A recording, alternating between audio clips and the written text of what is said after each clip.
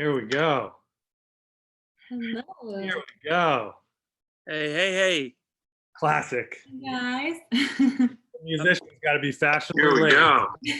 I know, shoot. Oh, Y'all got me. Hey. Oh, look at that setting. Yeah. I need to go landscape here. Grandpa Hey. needs to get his tech right. are you in a boat? I'm on a pier right now. Wow. Wow. Yeah. Technology. Wi-Fi in the Texas country?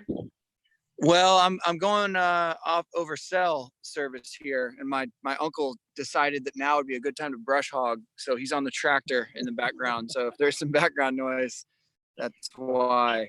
Yeah, he's really fighting that grass. You know, it just never stops growing. Happy hour unlike any other. But I've got my supplies here ready to go. Oh, I'm going for the unboxing. Wow. Oh, Everything I'm experiencing as the consumer. well, we are on YouTube. That's what they do here on YouTube, right? They do all those unboxing I'm gonna videos. do ASMR or He knows what the people want. Yes. Before we break the seal, 'cause I haven't opened my bottle yet. It looks like obviously, Zach, you haven't. John maybe a few drinks. Hey, Meg already started. Yeah, she's cracked. So this is our first ever, the first inaugural. It's our first virtual happy hour in the wild times that we're living right now.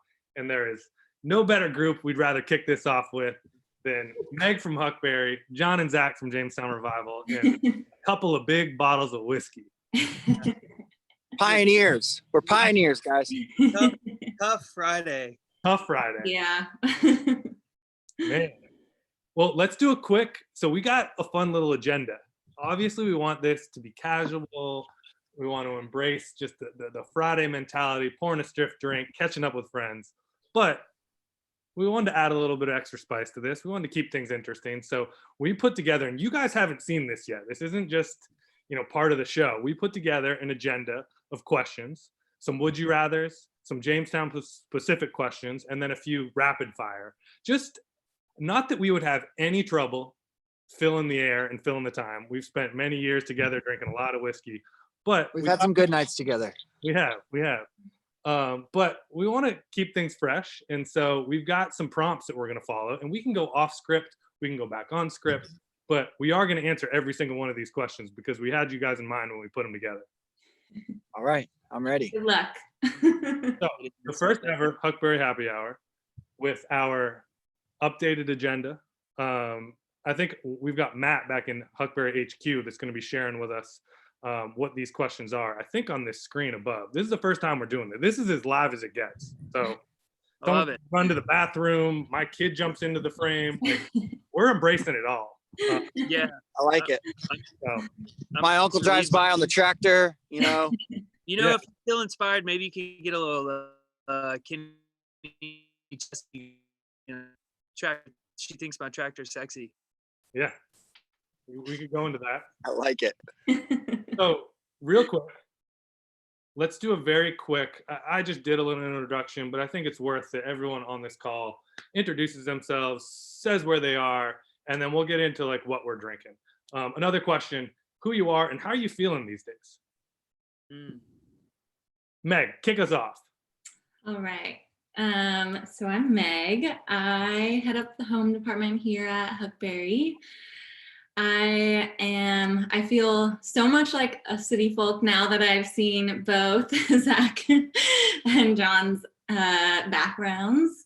But yeah, I'm feeling Big Zoom settings. I know, very different setting. I feel good these days because I think it's been a good moment to like slow down, practice some gratitude. Of course, like I could burst into tears at any random moment, but you know what? Practicing gratitude and feeling good about that. I share those sentiments. I too could burst. 2 sips of whiskey, I burst into tears. I know. You gotta be careful how much we drink right now. I know. Yeah. Well, I'm Zach Chance with Jamestown Revival, and I'm feeling, it's an ebb and flow. Some days I can forget and sort of just tune out and lose myself and like really slowing down, which is nice. And then there's days that I'm I'm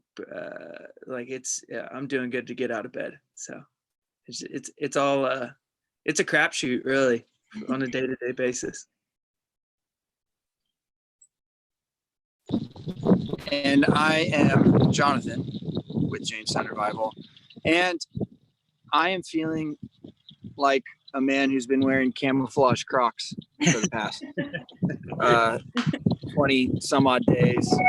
And no, it's been weird. I think I've gone through a lot of phases with this. I felt depressed for a while. I felt sad. And now I'm actually I think I'm feeling oddly inspired lately, just because this is such a different thing. And I feel like it's put me in a really different headspace. So I've been actually writing a lot of music, which has been cool and something I didn't expect. But, between changing diapers and taking my kid out on the 4-wheeler, I've been trying to get in and write songs every now and then. So it's, I don't know. I've been trying to find like some happiness when and where I can, but damn, I miss my friends badly. Hear that. Amen. I got the matching Crocs. I won't show you my feet right now. Yeah. That might be the best answer I've gotten so far. How you feeling? Well, I've been wearing Crocs for 21 straight days. Yeah. Camouflage Crocs. I can't even see my feet when I walk outside, man. I like to think it's like you just have like a little tally on the wall every morning when you're just like another check for another day of Croc. I put a notch in my bedpost every day. I take down whilst wearing Crocs. That's the real accomplishment and all this. Yeah. Well, I'll quickly finish off, and then we got some important business to handle. Ben, I'm with Huckberry as well. Proud to call Jonathan, Zach, and Meg longtime friends. Even before Huckberry, I was friends with all of you, I think, in some capacity. So I'm feeling the same. Yeah, I've been wearing a lot of Crocs. I desperately miss like connecting with friends, but like, I also appreciate stuff like this. Like we've been FaceTiming more than we ever have, even outside of these virtual happy hours. So, and I've been testing out a lot more interesting whiskeys and beers that I typically wouldn't drink. I'm just in this phase of, you're kind of bored. And so it's a good time to try something new. And it happens to be a lot of alcohol right now. But yeah, I'm feeling grateful to be hanging out with you guys on a Friday afternoon and some semblance of normalcy, drinking whiskey with friends, even though we're hiding behind computer screens. I'm pretty damn happy right now. We to that point, we Instagram live for the first time ever during quarantine. And since we've done it like 3 or 4 times. So it's forced us to break from our norms and our routines and, try different stuff, because we've had a lot of choices that have been taken away from us. So you gotta connect with people how you can. And so I would say that, that has been a positive. We've actually, Amen. we've been able to connect with people and play music for people in a way that we never had before. Yeah. So that's a very natural segue. What a perfect time to drop your first collaboration whiskey. This isn't just any Friday whiskey.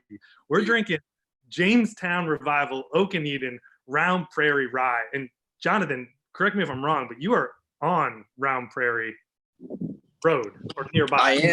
I am right off Round Prairie Road. The Round Prairie Road is it's just over the pond there behind those trees. And yeah, this is the ranch land where Zach and I really conceived the idea for Jamestown. And honestly, we've been coming out here since we were, I guess, Zach, the first time you came out here was probably 16 years old. But oh yeah, young bucks.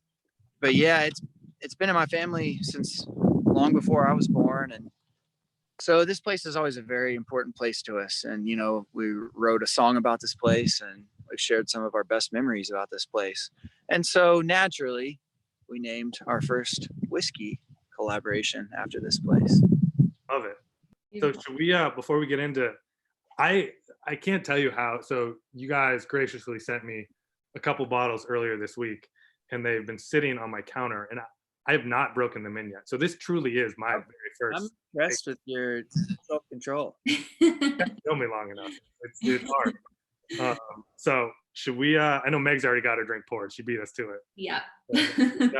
Zach, why don't you do the honor, since you truly are going to Well, walk the I stage. feel like in this cardigan, I feel like I'm the professor of whiskey today. You are.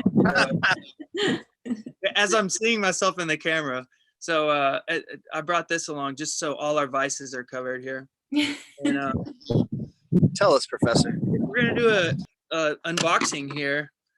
This is how the package arrived to me, and this fine rectangular white box here. And you just pop this guy open, slide out a couple of old fogies right there.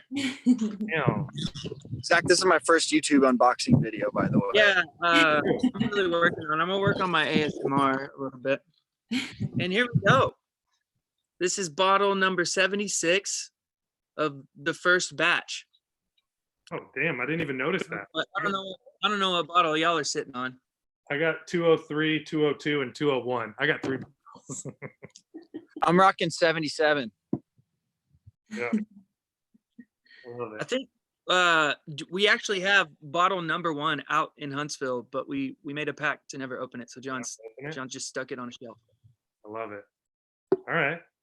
I have to. I wouldn't be doing my job if I didn't. Like, one, handsome as hell. I gotta put a product placement there. I mean, that's the Flint and Tinder wax truck jacket is. Look, sorry, Zach, you look great too, but John. And I got more Flint and Tinder right here for you. Okay. All right, Portland, Maine, baby. I wore this shirt during our last show in Portland, Maine. Yeah, with my entire family in audience, and you referenced Portland, Oregon. Yeah. We can get to some of those stories. Speaking about That I did, but then the stick was I had the shirt under the jacket, and then it went over about halfway. It was not a joke I'd do again. So, anyways, moving on. That was a dark time in my life. Great. You like unbutton his jacket slowly, and it was like Portland, Oregon. It's like, wait a second, no, Portland, Maine, guys. Get it out. We've been waiting all evening and just Oh, it's so good. silenced the crowd instantly. Then we were just climbing back uphill the whole night. Yeah, that's a hard one to recover from. We're forgiving folks. Well, let's. I'm opening it. I mean, you guys have probably tasted it before, but Yeah. Well, speaking of that photo, that was early in the morning, but I think we still managed to drink a little bit of that bottle. We just wanted it to be authentic. So give us, while we're sipping, and I'm pouring my first glass. Okay, I'm gonna switch it around like they do. Give us a couple highlights. What's the story with the whiskey?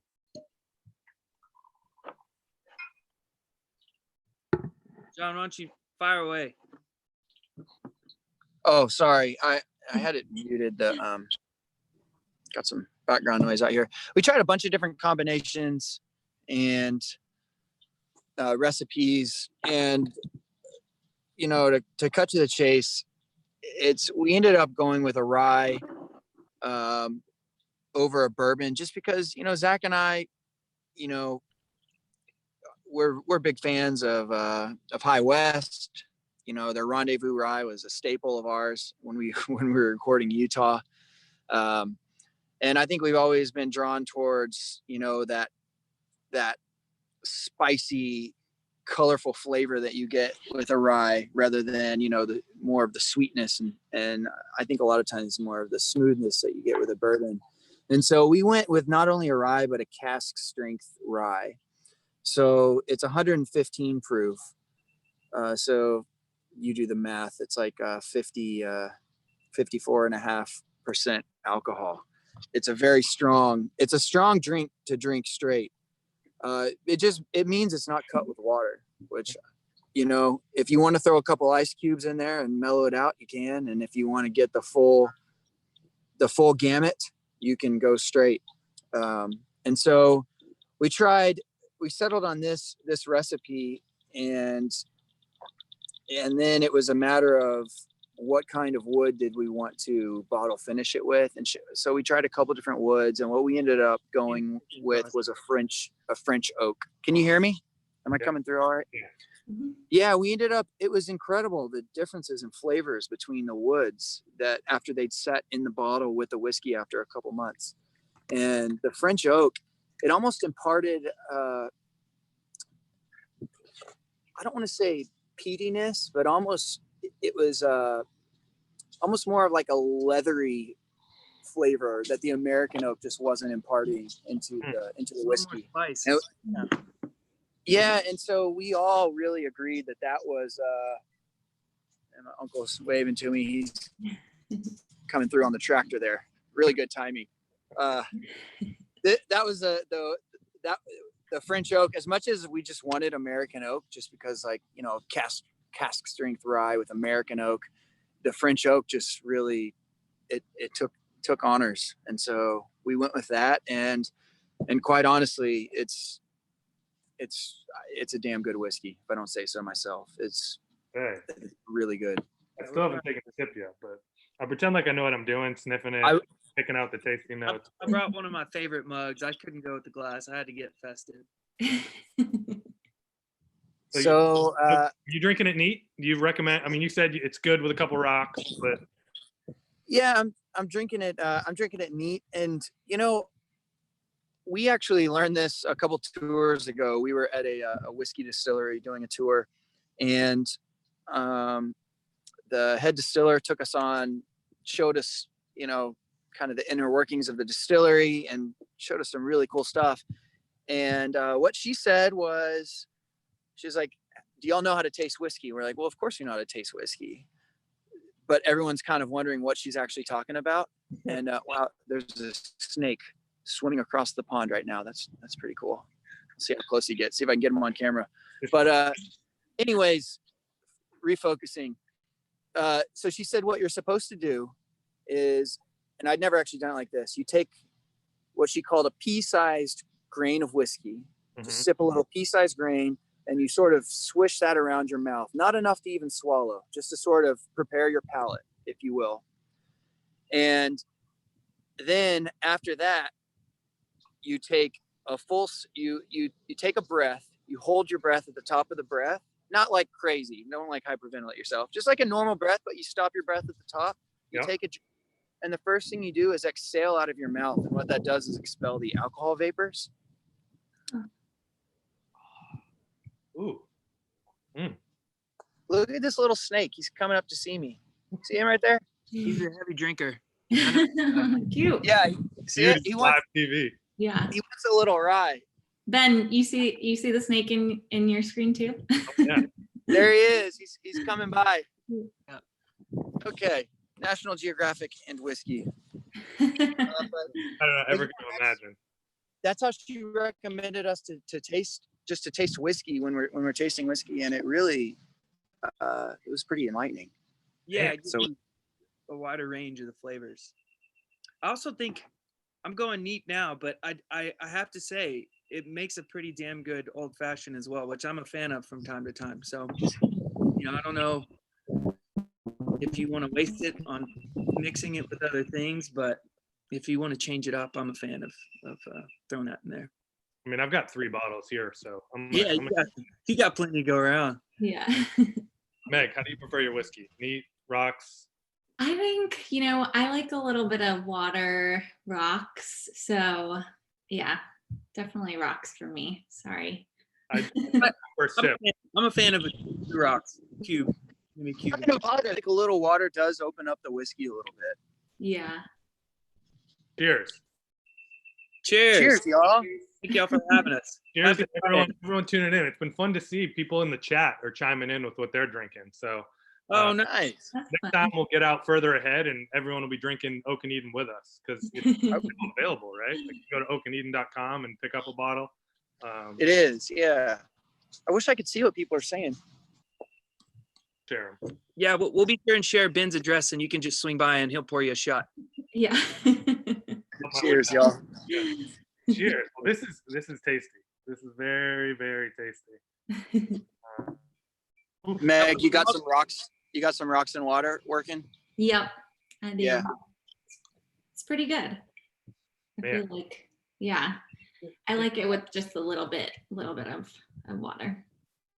Nice. Yeah, No wrong way to drink whiskey. If you're with friends and you gotta go whiskey, it's no true. judgment here. It'll sneak up on you being the 115 proof. So, I was gonna say, Yeah. you don't eat or you might Stay a might little be a hydrated. yeah. I love how we've upgraded. We won't go too down. I mean, we will go down memory road a few times throughout this happy hour, but I will say it reminds me like how far we've come. Like the first time we all met was backstage at the Great American Music Hall like 6 years ago. And Love I think that place. we bought a couple of plastic bottles of whiskey at the local liquor store. I think we've polished off a couple of them. Rich, Huckberry co-founder, was with us, and that was an awesome night. It was so much fun. But look at us now, like sitting behind computer screens, drinking your own whiskey. Yeah, Okay. come a long way. Yeah, I remember that night.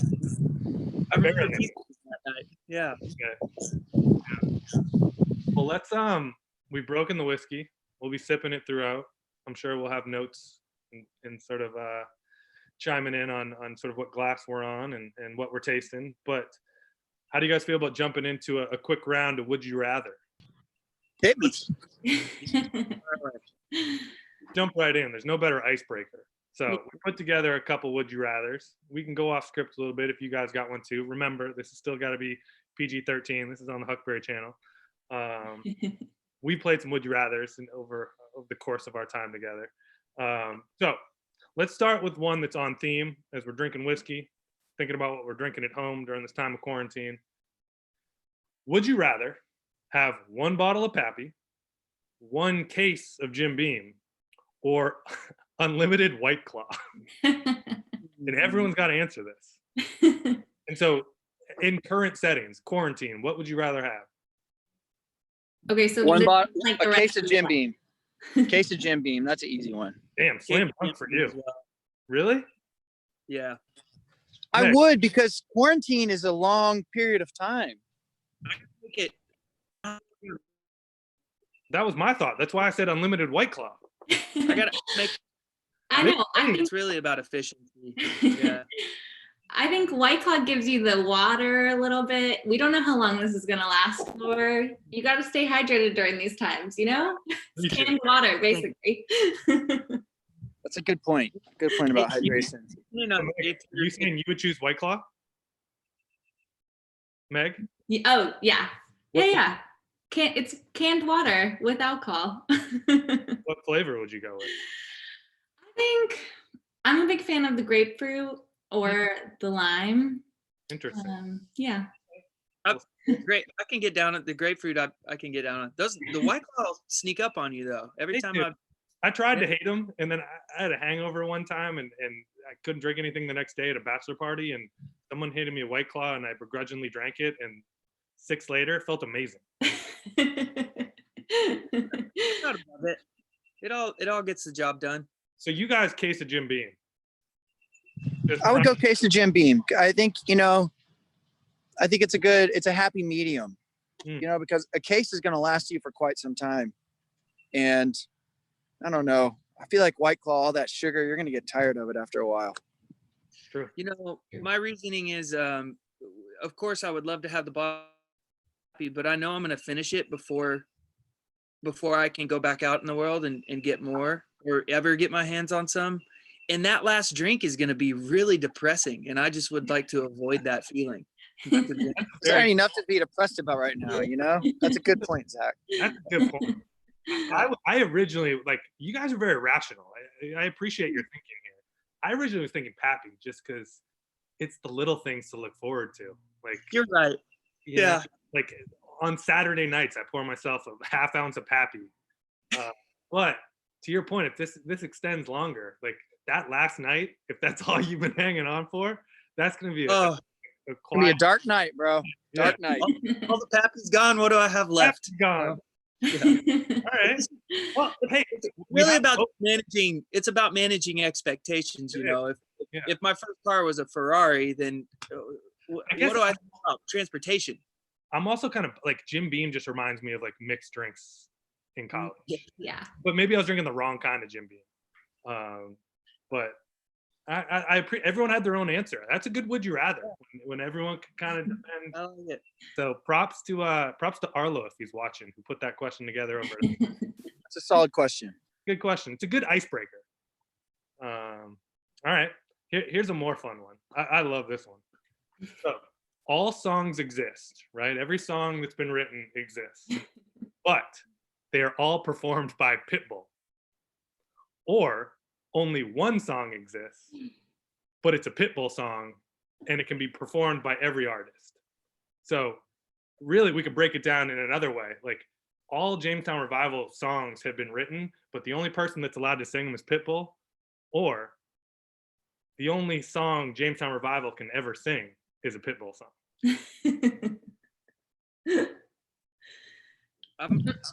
I'm gonna go with the all songs exist route. Yeah. And Pitbull's the only one to sing it? Well, it's it's better than having to sing a Pitbull song for the rest of my life. I think you're going to get tired of one song. I have to agree. I want all songs sung by him. Also, I think there's room for improvement. Pitbull can have vocal. Take music lessons. Obviously, a very driven individual. I believe in his ability to improve. So I'm going glasses half full. All the songs and Pitbull just growing. Okay. Meg? I think so. I actually love Mr. Worldwide, and granted, I don't know how much range he has. You probably read about that. But I just love, like, you guys have such beautiful voices, and I'd love to hear, every artist sing, maybe one of Pitbull's songs. Meg, I put you on the spot because you just said you're one of Pitbull's biggest fans. What song from Pitbull would you like to see Jamestown Revival sing? And maybe we can get them to drink enough tonight that when they go back on tour, they actually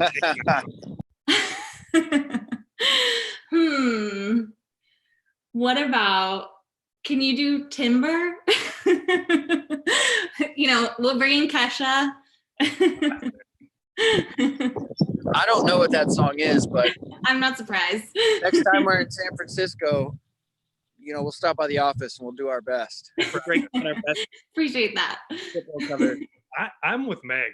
I think like one song sung a million different ways. I mean, I think about, like, again, going back down memory lane. The first time I heard Zach sing Whitney Houston, I Want to Dance with Somebody. That was a special moment. That's one of his sound check specials there. Yeah. I love that song. Just the thought of, Timber being sung by Jamestown Revival, Michael Bublé, and I don't know why I just said Michael. That was the second artist. But all right. So you guys would like to see Pitbull performed every song. And you're, Zach, I appreciate your optimism. Like, he could expand his vocals, maybe add a couple instruments. I also think every song exists. Yeah, if every song exists, then we can get a lot of legs out. Like, we can just have a Pitbull hour of songs just about every night and be entertained. It's true. All right. It's a good debate. We can go on for that one. Let's see. Would you rather? This is fun, Zach. We got some stories for this one. Would you rather share a small 2-person tent for the rest of quarantine with Larry David, Joe Exotic, or Shaq? Oh. I gotta go Larry David. Larry David? Yeah, I gotta go Larry David. Yeah. Huh? Why? Although, well, I think, at least I'll just be really entertained. Or it'll just be a really awkward experience that I'll never. I mean, God, you kind of can't lose with any of those, to be honest. Can't wait for that deal from either. I think that needs to be a reality show when the world gets back to normal. Is just a tent with the opposite of social distancing. Yeah, 2% with blank. All If right. I really had to do it, I think I would go Shaq. Hmm. I think he seems pretty chill. I mean, Yeah. you'd be a little cozy, but it's Hey, you if know, it's cold, you're set. if it's cold, you have you have an excuse to be close for warmth, and that man would keep you warm. He really would. I do believe that, and I think he'd be a sweet guy. Joe Exotic, I don't know. He had that 357 strapped to his waist 24/7. I feel like he sleeps with that thing. I don't know how comfortable I'd be in a tent with that man. But True. You know what? I just wouldn't want to listen to him complain about Carol Baskin the whole time. he would. He'd be talking about Carol Baskin the whole time. After like day two, You you got words in. you gotta let it go, man. Growth. You know. At least with Shaq, you'd come out of the deal with probably some good car insurance, maybe some Papa John's pizza cards. Back wouldn't hurt because you'd have those ointment strips. Yeah. You'd Yeah. walk out of your tent that morning, and he'd have your scrambled egg breakfast sitting on top of a thing of tannerite, and he'd be blowing it up. He'd be like, "These eggs are Carol Baskin." And that dude was insane with the Carol Baskin and the tannerite. And so I think you do bring up a good point. You'd be hearing a lot. Wow. Now my cousins are chainsawing a tree down. They come out here and just try to tame the horticulture, and it's just the problem with these things is they just keep growing. The grass, it just grows 24/7, and the trees too. So now I got a chainsaw out here too. Family affair. What about you, Meg? When I was thinking about this question, I was really going from the warmth angle, and I think I'm kind of little. I get cold. It's in a tent. I'd like Shaq to be there. Y'all are changing my mind. I'm a big fan. David, like you came out of the gate hot with Larry David. I thought quite a bit about which one I would cuddle with most, and less warmth, but my thought. So I chose Shaq. I would definitely choose Shaq. My rationale was Larry David and Joe Exotic. A 2-person tent is small. Like 2-person tent is not a 2-person tent. 2-person tent's like a 1.25 person tent, unless you're actually together and you're really comfortable like cuddling the whole time. Full disclosure, you and I have shared a 2-person tent on a kayaking trip before, and this is before we really knew each other, and we were cozy. I was gonna say that that was the first time. I mean, that was like early. I think that was like the first month I was working at Huckberry. I will admit, like I was not a big camper before Huckberry, and I remember vividly, like talking to you guys. We're planning this trip. We're going on this whitewater kayaking trip in remote Texas, and I'm like, yeah, I don't really want to pack a lot. And you were on the phone, and you're like, yeah, I got a 2-person tent, and I'm like, great, plenty of room. And like, I had no idea what the hell I was talking about. And I remember that first night you set up that tent, and it looked like a personal like cryogenic tube. And was like, okay, like we'd had a couple fun like drunk nights together, but it was the equivalent of like, and I think a lot of people are probably going through this right now. You go out on like a first date, a second date, you have this amazing time, and then next thing you know, you're quarantined together for 6 weeks. And that's what it like kind of felt like, and was like, okay, like we got 4 days where you and I are literally like, we were waking up eyeball to eyeball. It was our noses were touching each morning. Yeah. And that is like that's when I think at the end of that I knew like this was something real. We could make it through that. Well, I can't claim to be as good as of a tent partner as Shaq, but yeah, you're pretty good. You're pretty good. Meanwhile, Zach had his big personal tent. Like he would always find the best, or not Zach, John. He always had his like nice little setup, and I thought a lot about those moments when I was trying to pick here. And so really quickly wrapping it up, Shaq, because you remember like at least the first night when we got into that tent, there was this awkward, like, don't touch. And you spend the whole night really tense because like you might have half a centimeter that if you don't move, you don't feel each other. Like everywhere. The whole time you're just aware how close you are. And so you can never fall asleep. I remember that first night I didn't fall asleep. I'm like, Zach's going to think I'm weird. He's going to think I'm rubbing his back. I'm breathing down his neck. And Shaq just takes that off the table from day one. Like you are Yeah. fucking cuddling and you are getting warm, and like there's none of this like don't touch, we're getting too close. Like you just got to embrace it. And so I think in the long run, it just makes it a hell of a lot more comfortable. And to your guys' point, more warm. Yeah, and I think you got to bring into the fact that we don't know where this tent is, but in a hypothetical situation, if we're somewhere dangerous, Shaq's a lot of protection. That's true. True. That's true. Mhm. Shaq could do some damage if he had to, you know? He really could. Did you just walk into a field of cows? I had to change locations, guys. The chainsaw, I'm on the four-wheeler, so That's amazing. It was like what you're seeing with people like switching zooms really quickly. Like you just did that actually in real time.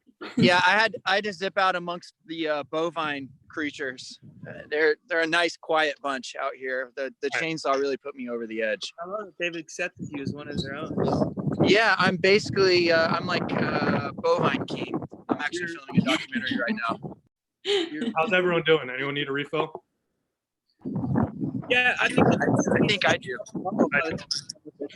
Okay, last would you rather, and then we'll move on to a couple of the rounds. This is more specific to you guys. Meg and I can obviously answer, but would you rather record an entire album with a single children's instrument, or children's instruments in general? Would you rather record an entire album with children's instruments, or sing an entire album in baby talk? And can we make either one of these happen, whichever you choose? Wait, say that again. I want to make sure I'm clear on the question. Would you rather record an entire album playing only children's instruments? So you can still sing in your regular voices, but you got to play children's instruments, or sing an entire album in baby talk? That's easy. The children's instruments. Some children's instruments are actually kind of cool, like those toy pianos and stuff, and like toy guitars. yeah, I'm all in on the children's instruments. Yeah. I want to do a children's record on children's instruments. Ooh, you're doubling down in baby voice. Yeah. In baby talk voice. Could you sing us a single line from California in a baby voice? Ooh. I won't put you on the spot yet. We haven't drank enough. Okay, so that was a pretty easy one for you guys. Like Children's instrument version of California would be fun though. With that'd be good. The toy piano. Yeah, I like that. That could be, maybe that's like part 2 of the Jamestown evolution. Yeah. You play the AM set at the preschools in the cities that you're touring, and then the evening set with the adults. Hey man, times are hard in quarantine. You got to do what you got to do. We're getting pretty big on the old preschool circuit. I bet you have quite a few children's instruments, John. You got a leg up, right? I do. I got a tambourine. Zach actually got, my oldest son, who's now 4 years old, a little toy piano, which Andy's got a little guitar. And one day we came in and he had taken a permanent marker out of the junk drawer in the kitchen and gone into his room, and he tagged all of his instruments. So in his 4-year-old handwriting, it now says Everest on his guitar and his piano. And he got the wall and the door a little bit too. And so I was kind of mad about that, but then I couldn't be mad at him for tagging his piano and his guitar. He wanted to claim it, you know, he wanted to make it his own. How's that? Yeah. Good. Meg, what do you think? I mean, let's be honest, I'm never recording an album because I actually have the musical skills of a child. So, but I think I'd do instruments. Yeah, I could like do the shaker, maybe those little like bongos. I think just for the sake of someone taking the other side, I would like to sing an entire album in baby talk, just to like Prove it. do it. I kind of do it now. I was gonna say you probably are well versed at this point, so yeah. Maybe it's like a smooth. Yeah, that could be my way in. I mean, you guys tried to get me. You know, you were gracious enough to give me a tambourine once on stage, and I completely ruined that chance of ever joining the band. But maybe that's my way in. To be honest, I'm just too scared. I would be too self-conscious to try and do a baby voice. I'm gonna sing one of your songs in baby talk to Zoe one of these nights, and I'll send it to you guys. See All what right. you think. Yeah. All right. Well, that's round one. Would you rather? Pretty good. Got some good debate there. So happy. Well, really, Jim Beam. Meg wants White Claw. It's unlimited. You guys want Pitbull to sing every song that's ever written in the world for the rest of our lives. Meg and I prefer to hear you guys sing Pitbull. Shaq, probably the runaway winner. Zach coming out of the gates quick with Larry David, kind of a weird answer. And then children's instruments, no. Yeah. Pretty good. That's a good first would you rather, especially for like PG. I feel good about it. Yeah, real like adult debate. I Would you see a rather? trend. Yeah, I see a trend. Meg's going White Claw, Pitbull, and then Shaq, and she's just gonna throw a hell of a party when this is all over. It's true. I can't wait to get out of quarantine. And that is true. Everyone's gonna be at Meg's house because she has like stacks on stacks on stacks of cases of White Claw. She's like, yeah, Exactly. cute case of Jim Beam. I got enough White Claw to last me 2 years. I know we could trade. We could do a little swap. Yeah, you can't hear a Pitbull tune and not want to dance. Yeah. So, round two. We're gonna talk a little specifically about Jamestown and what you guys do and touring and all that good stuff. Here's a real question, and not that the rest aren't, but what is, taking it from like the fun to the real, what is the most surreal moment of your Jamestown career? I know you guys get asked that a good amount. Best performance, pinch me moment, and I'm sure there's a bunch. But do you guys have a definitive, or maybe it's the most recent? But what's the most surreal moment? I mean, you guys have been doing this for a while together. Aside from me playing tambourine with you guys, That was the you one. don't have to answer that one. Second, right? Yeah, it was Ben O'Mara on tambourine. I don't know. It might have been. We got to smoke weed on Willie Nelson's bus. That was pretty good. Amazing. That's the happy hour content we were looking for. Yeah. Yeah, That's that- really good. that was one of those things where you're just kind of going. Wait, follow-up question. Was he on the bus? No, he wasn't. But it's crazy. Yeah. It's insane. Snuck and stole some hair off of his pillow. And framed it. It's like a rolling dispensary. It was amazing. That was pretty cool. I don't know. There are a lot of things that happen that I just feel like, I don't know, you just feel so lucky. You feel so fortunate. And, Zach and I, we did this for years where we were just playing for 5 people at a bar. So honestly, sometimes it's the little things that really feel surreal to me. It's just like the simple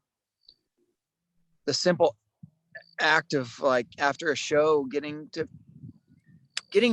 walk onto our tour bus and having like a kick-ass crew that's breaking down our stage, and a front of house guy that comes up and gives me a high five. He's like, "Man, great show tonight." And I'm looking around, and like, when we were at the Fillmore in San Francisco, I remember I called my dad and I looked around, and it was before doors.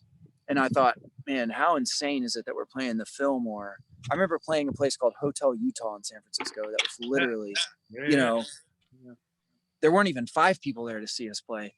And that we were playing the Fillmore, and I was talking to my dad. I'm like, man, it's so weird. There's a whole group of staff here who are here staffing our show, and our crew is here, and everybody's working together to make the show happen. A show happen of songs that Zach and I wrote. And that, it's just moments like that I think are really surreal, because I don't know. It's hard to feel like you're not tricking people sometimes, if that makes sense. Sometimes I feel like we're tricking people, but we just keep trying to do what we do, and people keep showing up and buying tickets. And I can't really explain it more than that. Well said. Yeah, that's beautiful. Yeah, What about you, Zach? that's good. Oh man, probably there's a lot, but the one that keeps coming to mind is we got to do some shows in California with Merle Haggard right before he passed, and at the last show we were doing with him, he invited us on the bus, and we get on there, and he was watching his tour manager wanted to go get him. This is a good one. This is a good story. I can't believe I didn't think about this one. First of all, we're huge Merle Haggard fans, and so we were just in awe. We watched his set every night, and then to go meet him, we were just over the moon. And we get on the bus, and his tour manager is like, "Let me go get him." And he goes to the back, and he comes back out, and he says, "Merle will be out in a minute. He's watching his UFC fights." So we sat in the front of the bus, like, dude, while his Chihuahua, waiting for the principal, yeah. he's While got an attack jog Chihuahua who is just there's a flipping Chihuahua, shit. and, but it's barking at us, and we're waiting for Merle to finish watching his UFC fights and then come meet us. So I will never forget that moment, and it was a real honor. That was good. I love that. Yeah, well, they're good ones. As like the sort of 10th band member, I can share mine. I know you guys were waiting for that. I do. I'm curious. I will say, like, one of my favorite, like, all of us at Huckberry love you guys, not just the music, but you guys are like family and friends now. And we've seen your shows 100 times, and they never get old. We love the shows. But I remember this past year, I got to go on tour with you guys for 4 days, and we ended, or like my part of the tour when you guys kicked me off, was in Portland, Maine, not Oregon, John. And Thanks, Ben. and we spent a day. I tried to bury that hatchet. Never gonna live it down. And you guys, we all hung out, and you got to go to all my favorite like local haunts in my hometown, and then you guys your pre-show rituals and all the things you guys got to do to, get your team together and sort of prepare for a show. And you let my entire family and all my friends come up into backstage, and we did your pre-show ritual with you guys. And I've been fortunate to be able to like join a couple of them, but it was such like my mom, my sister-in-law, my sister-in-law's parents, like you guys let like 25 people up into your dressing room before in our hometown. It was one of those moments like, okay, like not just fans, like these guys are like family and friends. So I still, my friends always talk about that. My family is still like, that was so cool. But just kind of seeing you, John, to your point, like you and the family you guys created kind of behind the scenes was pretty damn special. So, man, that's awesome. I remember that night. That was a fun night. And, I think it's just so much more enjoyable if you find good people, you just stick with them. And we've been playing with the same band. We've only had one change of, we were playing with a different guitar player for a while, but other than that, we've had the same band since we've had a band, and just the same crew. Sometimes things change in people's lives, but yeah, you guys have had the same crew forever. It's, it is, it's just, we look out for each other, and it's, I don't know. It's just much more enjoyable to do it that way in our experience. And, it is a family. Now I know you're in a cow field because you're full of bull. It's constant stabbing in the back. It's awful. It's miserable. It's a miserable time to tour with these people. Savages. It's a good crew. All right. Speaking of tours, jumping on the next question. We're going to start speeding this up. Most important rule or rules of touring, besides like the obvious, like you don't number 2 in the tour bus bathroom. Yeah, no number 2. Yep. So no number 2. That one's obvious. What are the other key rules or rule of touring? No friends in the back lounge. That's just kind of you gotta respect people's private space, because we're essentially roommates, right? So like there's got to be spaces that you kind of keep sacred, that just when somebody needs time, you know, yeah. What are other rules? Do not drink. Thou shalt not drink subpar coffee.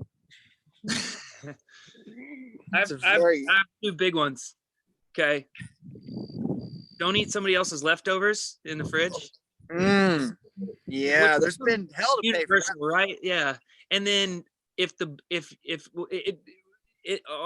you're in your bunk and the curtain is closed, do not, for whatever reason, open that curtain, because that is that person's private space. And if you do, you have violated their private space. So that's just, you can call Sure to them, violation. you can shake it, but do not. Do not open. Don't open it. Don't look inside. And if you see something weird in there, it's your own fault. You set yourself up for that.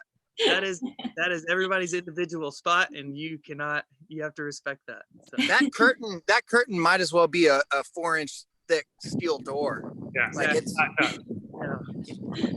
you feel secure when you close your curtain too, when you crawl up in your bunk, you know. It's like the one. Those things.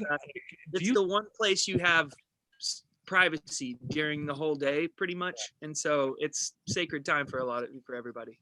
I remember that when we were with. I think Nick was up in his bunk, and I wanted to ask him a question. I was about to go over there, and Austin's like, "No, don't open." Yeah. I don't know what was People, going on back there. you know what? We've had friends out who've learned that lesson the hard way. Hard way, yeah. But, so it happens. Yeah, that's a good one. How about what is the optimal number of drinks before going on stage? Or we could rephrase that, like, what is the max you should drink before going on stage, before things get weird? Do you guys have rules about that? Like before you go on, like it's kind of each their own. You're muted. You're muted, John. You're muted, John.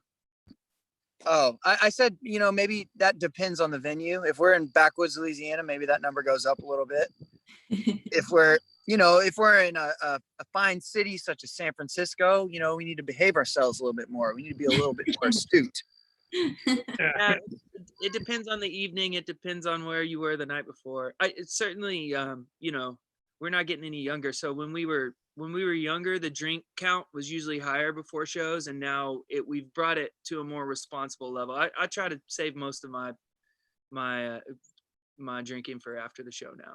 Mm-hmm. What is your drink of choice, though? Good question, Meg. It's not White Claw. We know that much. Beer and whiskey were a staple of the backstage rider for a long time. Now we'll change it up. Sometimes it's tequila. You can't drink the same thing every night, or you'll go crazy. And so now we'll change it up. We'll throw in some bottles of wine every now and then and get a little more highbrow. So we can keep a rotating tap. Red wine and suja. Ooh. Yeah. Switch up. And Topo Chico's a staple now. You gotta have that. Gotta have the seltzers and the sparkling water. Yeah. All right. Do you guys drink while you're on stage? Do you guys like to have a drink, at least one? You can sip. I like to take something to sip on most nights. Yeah. Right. You know, there's a line you can cross where you get too much, and I've flirted with that line a time or two. I may have been in a couple of those shows. All right, that's a good one. Here's another question.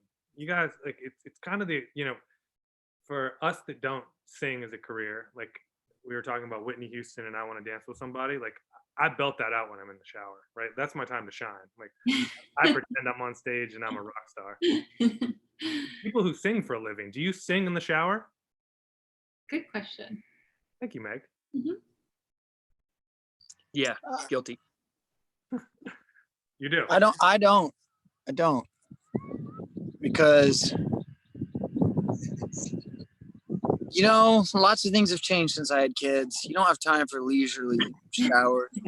You take your time. It's all about a. Were you ever a shower singer? I don't. Oh, Zach, you know, there were so many things about my life that were different, more relaxed. And you know, more I will say, indulgent. More indulgent. there was before a time we were living together when we first moved back from California back to Austin, and there was a time when John and myself and his wife Michelle were all living together, and I know you at least have thoughts of and ideas in the shower, because you came running out of the shower and had a song idea, and we wrote a song. So there was a time when you were at least musically inclined in the shower. Yeah. I am still musically inclined. I am. I just short on time. Story of my life, you know. Zach, what is your song of choice, or like type of, like, you're not singing your own stuff in the shower? No, Saw that Whitney well, Houston sound check, right? Hell yeah. Whitney is I'm not even guilty pleasure. Proud. I love me some Whitney. I love I like ELO. I'll get down on some ELO in the shower. Something real colorful, you know, maybe some Queen or you know, it really depends. It really depends what my mood is that day. But shower, I grew up in a house where my mom was always singing and like doing other things, and I think it probably rubbed off. And my sister. I think Zach, over that. Zach gets his voice from his mama, and that voice is insane. It is an insane voice. He can hit the Whitney Houston notes. He can. That was where that was one of those bonding moments. My mom used to jam to some Whitney, and she used to blast it and sing it. And I remember vividly one day, I think I was a senior in high school, and we had like early release. And me and a couple of friends went back I lived pretty close to the high school, and we went home to hang out before whatever practice we had later that afternoon. And we had just installed, like, this was like revolutionary at the time. There was like speakers in every room in the house, and it all stemmed from one 6-disc CD player. And went in and opened the door, and my mom wasn't supposed to be home. She typically was working, and she happened to come home that afternoon for some reason. And I want to dance with somebody. No. It's Raining Men, Tina Turner. Blasting. Like, you could hear the bass from the outside of my house. I walked inside, and my mom is dancing around the kitchen singing It's Raining Men, and I've got 4 friends with me, and like to this day, a couple of them are probably watching this right now. Like, I have never lived that down. And in some ways it was like mortifying, but in other ways it was like, I have never loved my mom more. Like, just fucking owning it. And I apologize for swearing. No, in the moment, that one probably is tough, but that ages well too. And you know, and we have the good fortune of knowing your mom now, and it just makes me respect her even more. I've heard that story, but she's a sweetheart. Yeah. Meg, quick before we move on to the next round. Yeah. I was gonna say It's Raining Men's my shower song. All right. Singing in the shower. John would, but he doesn't have time. The rest of us, absolutely. Round 3, rapid fire. So these are going to be quick ones. Okay. We can detour a little bit, but rapid fire. First thing you're going to do when quarantine lifts. Meg. Hug my friend. Hug your friend. Zach. Oh man, go to a restaurant. Mexican food. Yeah. My wife and I have already talked about this. The first thing we're doing is going to Mexican food at our local joint. I can't wait. Date night? Yep. Margs, yeah. Yep. Getting a babysitter. How about that? Yes. That's mine. Like, it's kind of boring, but I had a baby during quarantine. So like, I love her, but I'm going to hand her to a grandparent, and I'm going to a bar. Yeah. Even if it's alone. I just want to sit at a bar stool. I want to have people around me, like, even if I'm not talking to them, and order a drink. Yeah, I mean, hell, by the time quarantine's over, I might even go to a nightclub just to be around bodies. I don't know. That's not really my thing. I'm open at this point. You can practice your pit bull for when you come to the office. Yeah. We're gonna shred that pit bull, Meg. Wait, we're gonna shred it. I'm going to a rave. I'm bringing some glow sticks. It's gonna get weird. All right. Hardest habit to break after quarantine. What's something that you've picked up that's going to be hard to quit when quarantine is over?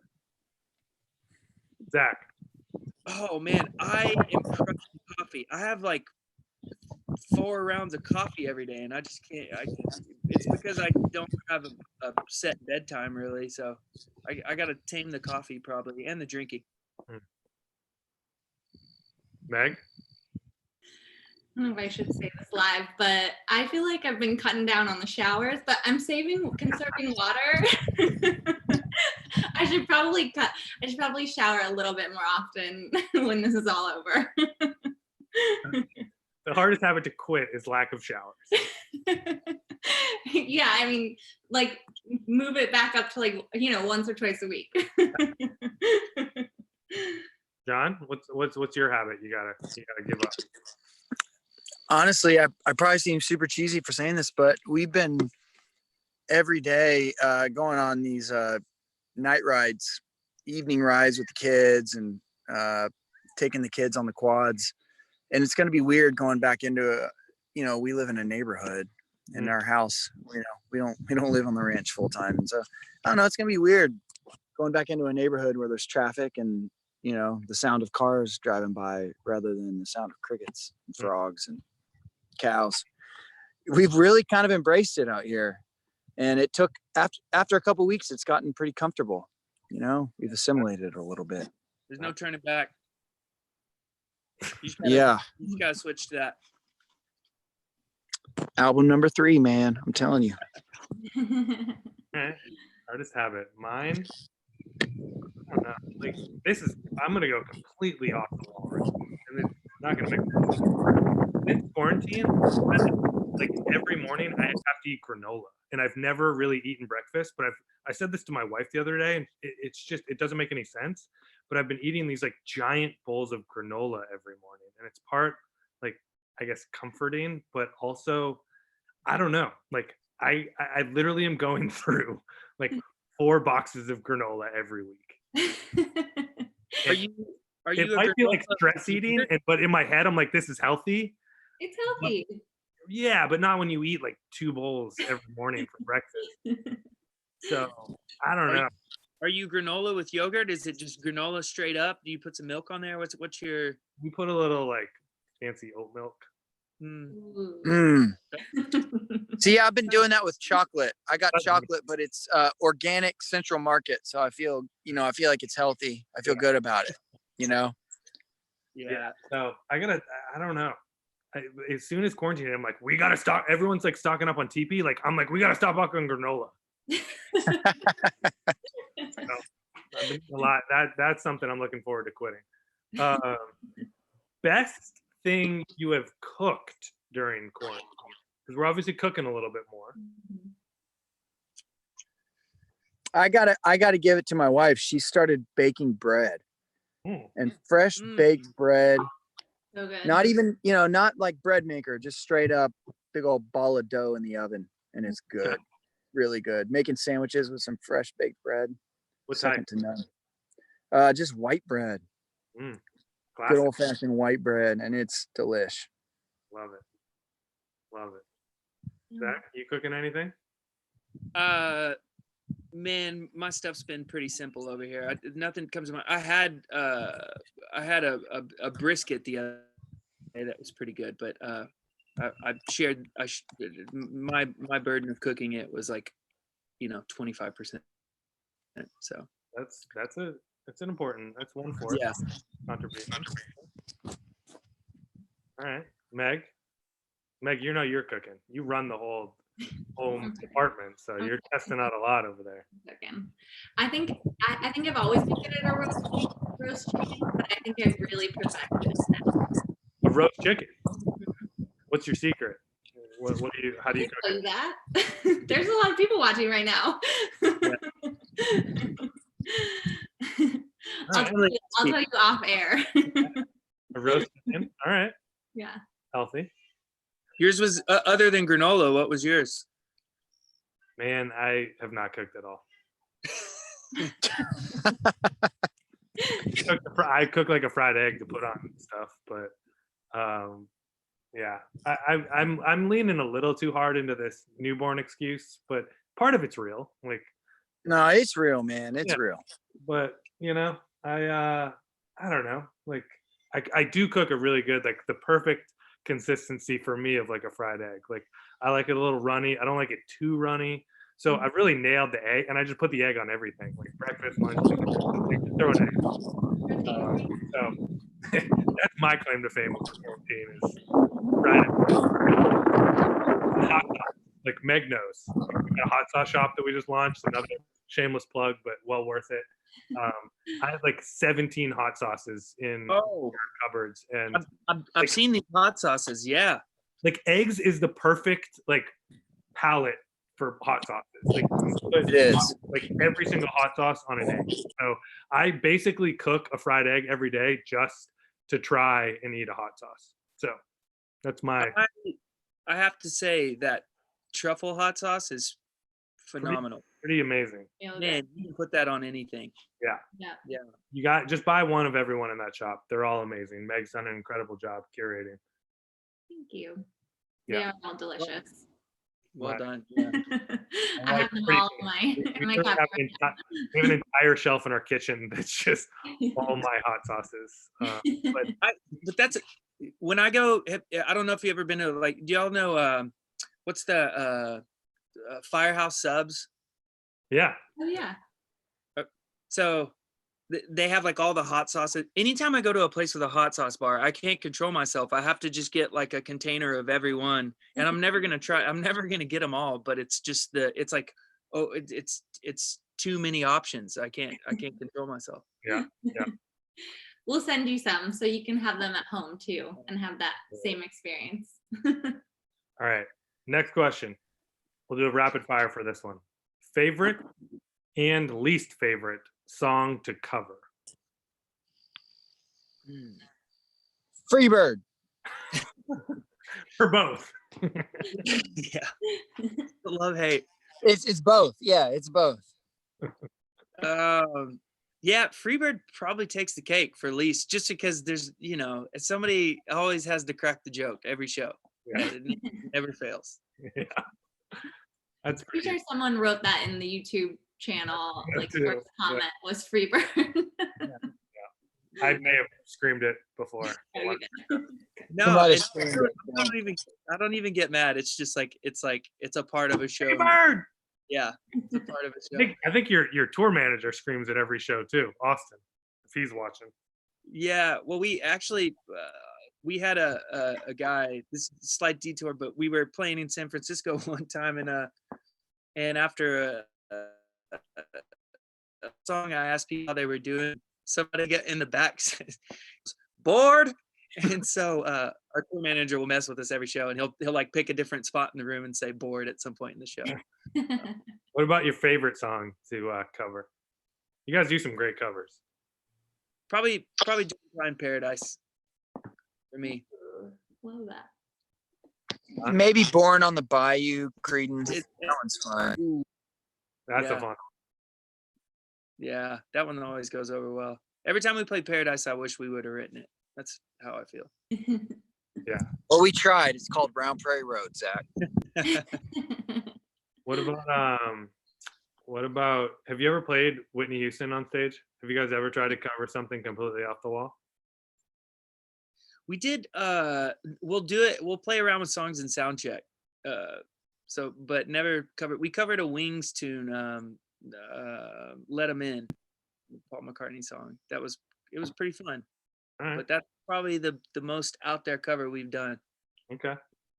What about whiskey? I know we talked a little bit about this at the beginning as it relates to your whiskey, but in general, are you a neat whiskey or are you a rocks whiskey? Inside a venue, I'm a rocks whiskey. On the bus, I'm a neat whiskey because I'm 10 steps from my bed. Yeah. Ditto. Great answer.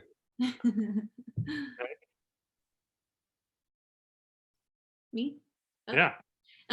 Well, I'm on the rocks, but I did, after saying that the first time, I got a text from my older brother saying boo on the rocks. So I feel like I should change my answer to neat. That is the beauty of going live is friends talking throughout. All right. Yeah, he was not happy with that. Yeah, I think I'm a neat. Yeah. Yeah, overall. But the rocks is a nice change of pace sometimes. Sometimes I just like to chill, and then the it's sort of like There's it also makes it fills your glass back up, so you're not drinking too much. yeah. If you're trying to get mileage, rocks definitely increases your mileage. Sure. It's a good point. I put this question in here selfishly. What's your favorite pair of boots? Ooh. John, You guys have collections. I know that. I got my boot collection is a little obscene. Strong. It's obscene. Gotta pick one. I don't know. That's a hard one. Zach, what do you think? man, it depends on. You know what? I have a pair. I have this pair of Tacomans actually. When they were first starting out, they gave us some, and this is tough because but I've worn these. I've had them resold like 5 times, and I've done so many things in them now. I have this kinship with this boot. It's just a piece of floppy leather that I've just beat to hell, but I've worn them on stage a lot, and so I just have a lot of memories with those. Good one. A good one. That's an OG. I think I might have to go with a pair of Danners.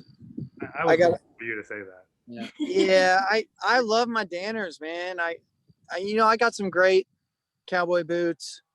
I got some old H&H's that have been beat to hell. I got a bunch of great Tacovas. Got a pair of Lucchese's that I love, but I got some Danners that have, I've hiked in, I've worked in. Yeah. I know those now. Yeah. You've They're broken. they're just good, man. They've molded to my feet. I've I've done everything in those things. Those are the OG tram lines. I don't think they make those anymore, right? The tram lines are, and I've got a pair of Mountain Lights that I love. You know what? To that point, I have a pair that I did a motorcycle trip on that were the Mountain Lights. Mm-hmm. That those things have stood the test of time, I gotta say. But John, you do as well. Especially those tram lines. Those are classic. Those are classic. Yeah, the tram lines are great. They don't make them apparently anymore. They don't make them anymore. Yeah. Especially, yeah. Meg, you got a boot collection. I do. I feel like I'm just Red Wings through and through. I love all their boots. My Iron Rangers especially. I think you can wear them anywhere and do anything in them. It's great. It's the beauty of a boot. Yep. Yeah. Hey, you guys know we all share friends at Danner, so Danner is one of my favorites. Mm-hmm. I also love Rancourt up in Maine, which I think John, you have a pair of Rancourt sneakers, but they make some great boots. And for me, it's where they're made, the family behind them. So like Danner up in Portland, and then Rancourt up in Maine. So, but I got a few. Don't ask my wife that question. Yeah. That's the thing. Yeah, I have so many. I'm like endeared. They all have their own story, That's like I'm gonna make sure she's watching in the other room. I'm gonna make sure we watch it again when your answer to because like the boot, it's not just about like the style of the boot. It's like the story, like where you wore them, how you wore them. Like they tell something after a few years. Yeah, but then you get a new pair delivered like twice a week to the office. That's just it's part of your job, right? Yeah. That's the product. Exactly. All right. Leave some at the office so Eliza doesn't know how many he has. All right. We are round 3. We just finished round 3. We are coming up on over an hour, and I think we could go on for a couple hours, but for the sake of everyone watching, let's jump into quick last recommendations. Kind of rapid fire part 2. Book you're reading right now. Oh, I'm rereading Grapes of Wrath, and it's breaking my heart. So that's where I'm at. Yeah. Ron, what are you reading? I don't know if he's listening to us. He's like walking, and he's in a house now. He's changing his Zoom background. Guys, my phone is dying. I got to get to a charger. I didn't expect it to go this long. Live. I really appreciate the scenery change. Thank I you for do too. making it interesting. Meg, what are you reading right now? Right now, I actually have it right next to me, but it's boring. You guys don't want to hear about it, but it's all about textiles and how they changed history. The Golden Thread. Mm-hmm. Okay. Yes. Don, what are you reading? Uh, Did we lose him? Yeah. His phone may have died. He's reading The Art of Feng Shui and how setting changes your mood. Podcast. Anything you're listening to? Oh, I've taken a break. Yeah. So no podcast, but I jump around. Up First keeps me informed. That's about it. Yeah. Meg, any podcasts? I always do the daily, and I love Radio Lab. Good one.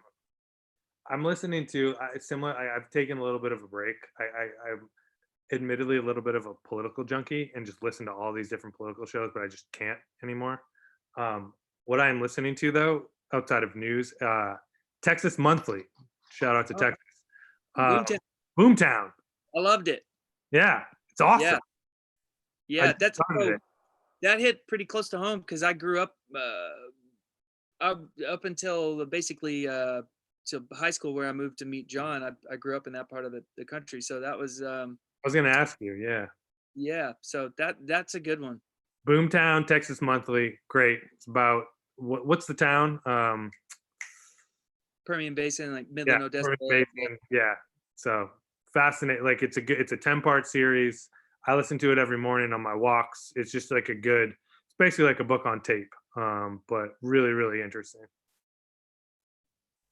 Yeah, I've switched to books on tape. Yeah, so Audible. Started one on the Lusitania Dead Lake, which is fascinating. Yeah, great. Yeah, we lost John. But yeah, he just. We wanted Zach here. Anyway. Anytime it switches to books, he's out. Yeah. He's asking to get back in. He just texted me. He's got some recommendations. We'll wrap it. We'll get 5 more minutes. Outside of your own whiskey, what's a bourbon and beer you recommend, Zach? You're back. I'm bourbon and beer. Electric Jellyfish here in Austin is one of my favorite IPAs, and it's delicious. I don't know if you've had the chance, but next time y'all are down here, we'll treat you to some. And then, man, I'm pretty. That High West Rendezvous Rye is one of my favorite go-tos. John, welcome back. Well, thank you, Ben. You know, I had a little technical difficulty there. I was racing the clock on the quad. I was hauling down the dirt road and my battery was on 1%, and I plugged it in literally right as it was dying. So I didn't quite make it. Quick. It's live TV. We are going long, but that's okay because that means we got a lot to say. I like it. I'm plugged in now, so I can go all night. We could tell people like we're going for the next 3 hours. What's a book that you read? You always have good book recommendations. What are you reading, John? Let's see. God, we were on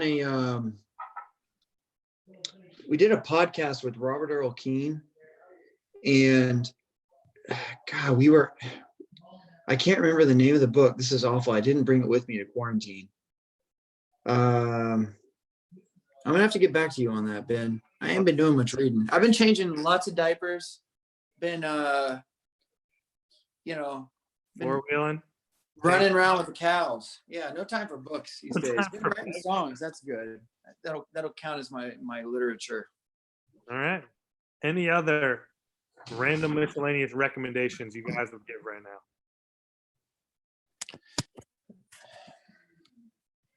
Other than four-wheeling, whiskey. We obviously have talked about Oak and Eden. Yeah, what's the way you guys are staying sane right now? Just amongst. Good question. Honestly, I think it sounds kind of, I guess it sounds kind of cheesy, but I think exercise is really important for staying sane. What are you doing You know, there on the farm? we have honestly, you can do a lot with pull-ups, push-ups, and the TRX. The TRX straps, you can do a lot with that. So honestly, that's every day, we make time. My wife and I make time for each other. I'll watch the kids. She works out and vice versa. I think it's good. You got to get that. You got to get it out. You got to get that stress out. And it's like, it's nature's antidepressant. That's my recommendation. Yep. Totally. What about you, Zach? I bought an old typewriter off of eBay.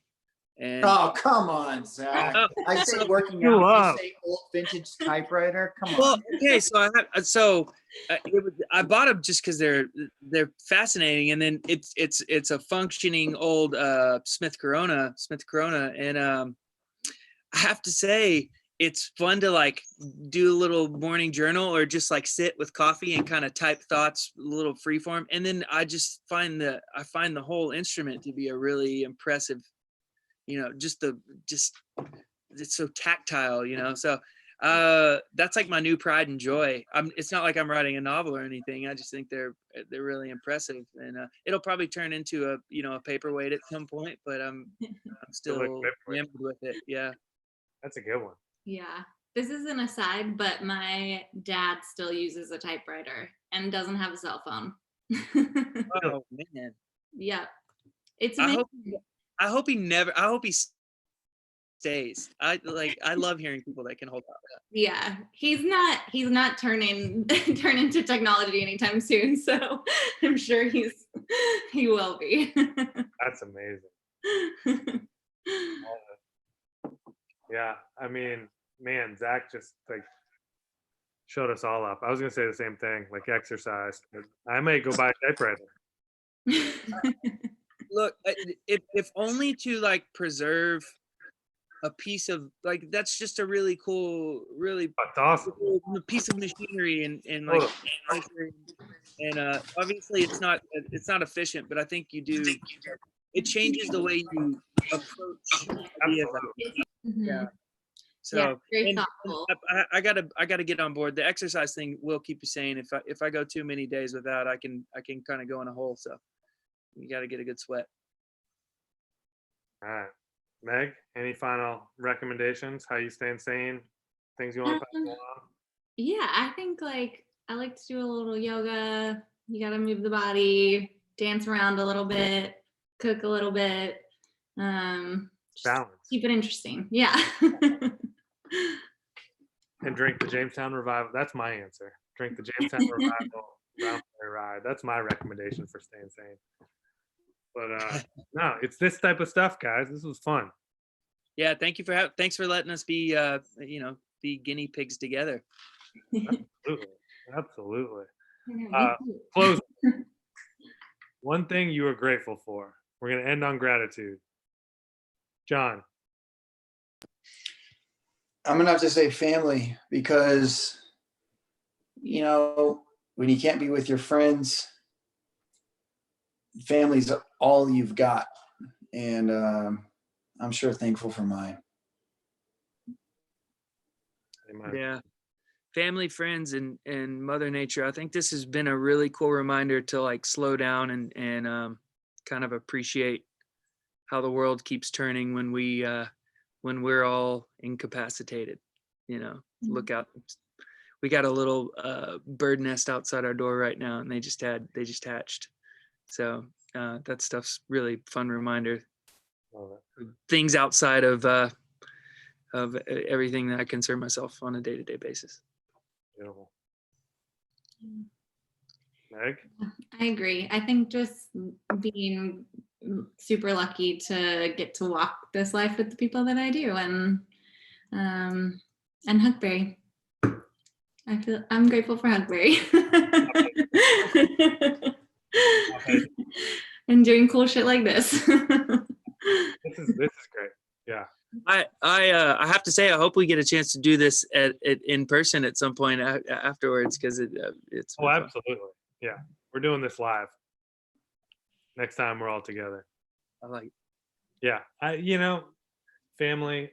I think if there's anything that this all reminds us is just how important relationships are, family and friends. So I'm grateful that as painful as it is not being able to see everyone and not being able to like actually pass this bottle around, that it reminds you of the good friends and family that you do have. So It sure does, man. Relationships.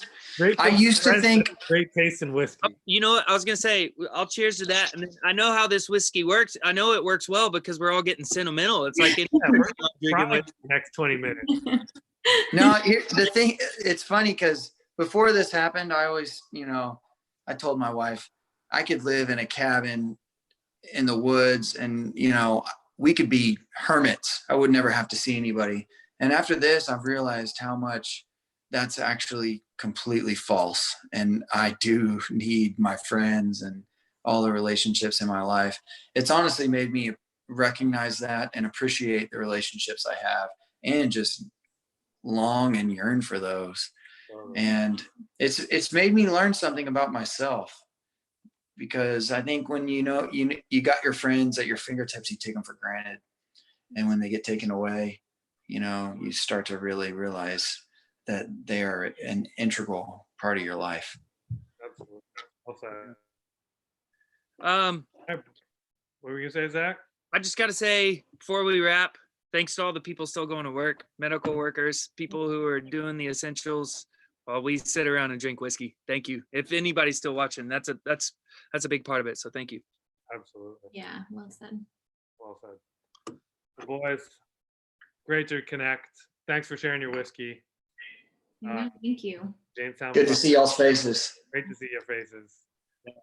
Excited for many others to enjoy what you guys have created with Oak and Eden. And when this is all done, we got plenty of catching up to do. But until then, appreciate you guys spending some time with us, and miss you guys. And the Miss y'all. first Huckberry happy hour in the books. Woo. No better crew to launch it with. So cheers. Hey, thank y'all. All right, Cheers. take care. Stay safe. Bye, guys. Bye-bye.